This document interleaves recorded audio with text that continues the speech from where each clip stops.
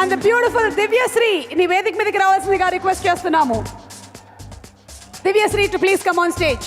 అమ్మో చాలా పెద్ద ఇన్ఫ్లుయెన్సర్ ఎస్కేఎన్ గారు వచ్చేసారు, కానీ ఇప్పుడే కాదు, తర్వాత మంచిగా ఉన్నావా గవ్వ?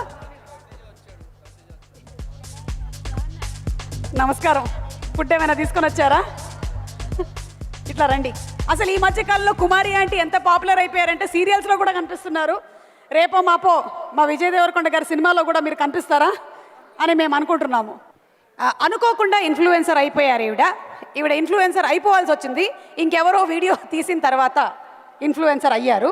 ఎలా అనిపిస్తుంది మీకు? ఆ మార్పు ఇట్లా జరిగిపోయింది కదా సడన్గా 1 డేలో. షాకుల మీద షాకులు అయితే మామూలుగా తగలట్లేదు నాకు, కానీ అసలు నేను ఊహించలేదు.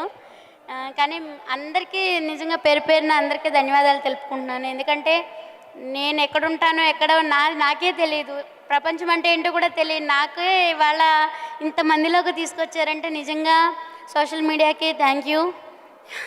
అలాగే నన్ను సపోర్ట్ చేస్తున్న వాళ్ళందరికీ కూడా, మీ అందరికీ కూడా పేరు పేరున ధన్యవాదాలు తెలుపుకుంటున్నాను. Thank you very much. అలాగే కానీ చాలా సంతోషంగా ఉంది.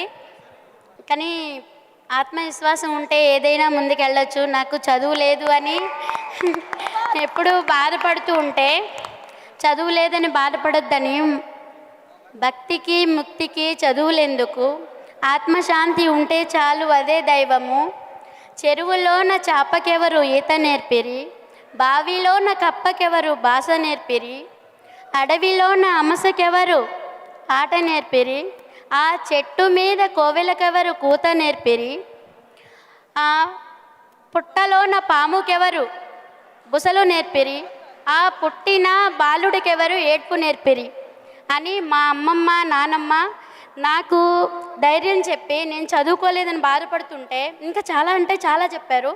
కానీ చదువు ఒక్కటే కాదు, నీ ఆత్మవిశ్వాసం ముందర పని అనేది నేర్చుకుంటే మనం చేసిన దానికి ప్రతిఫలం ఆశించకుండా ముందుకు వెళ్తే అంతా మంచిగా జరుగుతుందని చెప్పారు. కానీ నిజంగా నేను ఎప్పుడూ ఇలా ఎక్స్పెక్ట్ చేయలేదు. కానీ వాళ్ళు చెప్పింది పెద్దల మాట వింటే అది ఎప్పటికైనా సరే విజయమని నా విషయంలో ప్రూవ్ అయింది.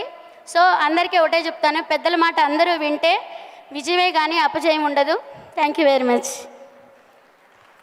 ఓ మై గాడ్, అసలు నీకు 2 లివర్లు ఎక్స్ట్రా అని చెప్పి మొదలుపెట్టి మీరు ఎక్కడి నుంచి ఎక్కడికి వెళ్తున్నారు. ఐ థింక్ త్వరలోనే ఆవిడ వెల్బీయింగ్కి సంబంధించినటువంటి చిన్న చిన్న వీడియోస్ కూడా రిలీజ్ చేస్తే అందరం కూడా చక్కగా వినేలాగా ఉన్నాము. మీరే ఆత్మవిశ్వాసానికి నిలువెత్తు నిదర్శనంగా ఉన్నారు కుమారి గారు.